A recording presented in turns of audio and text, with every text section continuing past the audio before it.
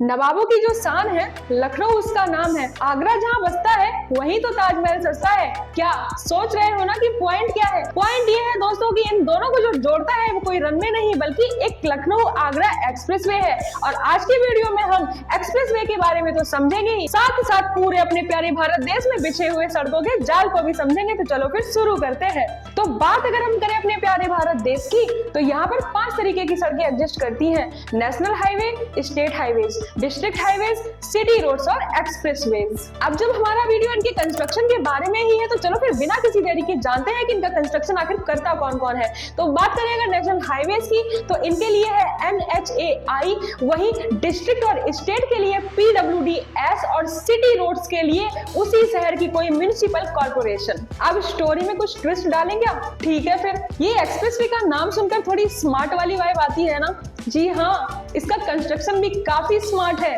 क्योंकि ये intra state है, यानी अंदर ही अंदर एग्जिस्ट करता है। अब इसका मतलब ये हुआ दोस्तों कि अगर ये अंदर एग्जिस्ट करता है तो अंदर ही किसी स्टेट की अथॉरिटी ही इसको कंस्ट्रक्ट करेगी, जैसे कि यूपी में ये यूपीडा करती है। लेकिन अगर हाईवेज इंट्रा स्टेट हुए दोस्तों, तो उसके लिए ये काम NHAI करेगी, जैसे कि दिल्ली मुंबई एक्सप्रेसवे। तो दोस्तों हमारा जो आज का ये वीडियो है, ये हाईवेज और एक्सप्रेसवे के बारे में ही है। अब पूरी तरह से समानता ट्रेंड्स में भी नहीं होती, तो हाईवेज और एक्सप्रेस में भी क्या होगी? कहने का मतलब ये है कि तो चलो जान ले इनके डिफरेंसेस को भी। तो पहला डिफरेंस आता है डिजाइन में। क्योंकि हाईवेज जनरल रोड्स होती हैं, इसलिए इनमें बहुत ही ज्यादा इंटरसेक्शंस मिल जाते हैं, एक्सेस पॉइंट्स मिल जाते हैं। लेकिन एक्सप्रेसवेज जो है, इनमें ये बहुत ही लिमिटेड होते हैं क्योंकि ये हाई स्पीड रोड्स होती है। और दूसरा डिफरेंस यहाँ पर बनता है पर्पस का। हाईवेज जो है ये डाइवर्स ट्रैफिक नीड्स को पूरा करते हैं, जबकि एक्सप्रेसवे का जो फोकस है वो लॉन्ग डिस्टेंस ट्रेवल पर होता है। तीसरा डिफरेंस इकोनॉमिकल है दोस्तों।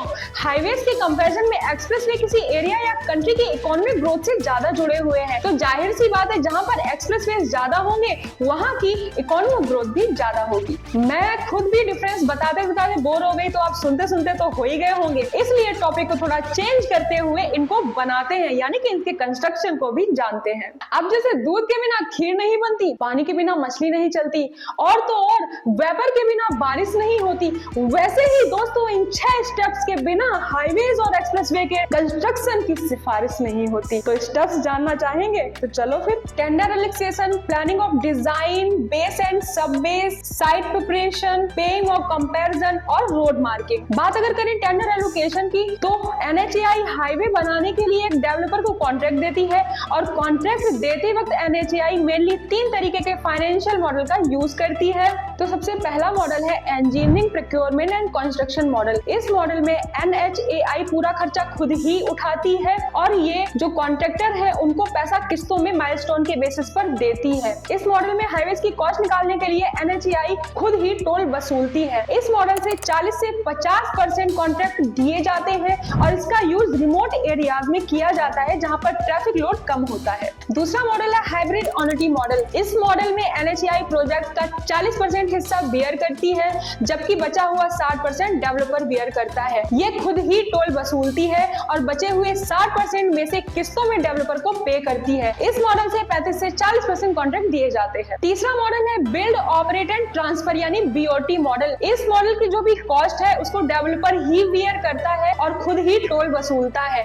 इस मॉडल का यूज जो है वो सिर्फ 5 से 10% कॉन्ट्रैक्ट देने में किया जाता है। ये थोड़ा अनपॉपुलर भी है। इसका यूज उन्हीं एरियाज में होता है जहां पर ट्रैफिक वॉल्यूम थोड़ा ज्यादा होता है। अब चलते हैं रोड कंस्ट्रक्शन की दूसरी स्टेज यानी कि प्लानिंग और डिजाइन पर। इसमें इंजीनियर्स लोकल अथॉरिटीज के साथ में मिलकर रोड का पर्पस, एक्सपेक्टेड ट्रैफिक वॉल्यूम और एनवायरमेंटल इंपैक्ट को डिस्कस करते हैं। इसके अलावा वो एक सर्वे कंडक्ट करते हैं जिसमें वो साइट टोपोग्राफी, सॉइल कंडीशन का पता लगाते हैं, और इसी इंफॉर्मेशन के बेसिस पर रोड की डिटेल डिजाइन तैयार करते हैं। अब अगर हम बात करें तीसरे स्टेप साइट प्रिपरेशन की, तो इसमें सड़क के रास्ते में आने वाला जो कुछ भी होता है, चाहे वो वेजिटेशन हो, ट्रीज हो, कोई भी स्ट्रक्चर हो, इनको रिमूव कर दिया जाता है। फिर ग्रेडिंग की जाती है और लेवल सरफेस मेंटेन किया जाता है। अब बात करते हैं इसके fourth step base and sub base की। जो बेस लेयर है ये क्रश्ड स्टोन और ग्रेवल की बनी होती है, वहीं सब बेस लेयर कंक्रीट की बनी होती है, और ये दोनों ही लेयर कंक्रीट की लेयर के लिए सपोर्ट प्रोवाइड करती है। अब आते हैं अपने fourth step paving and compaction के ऊपर।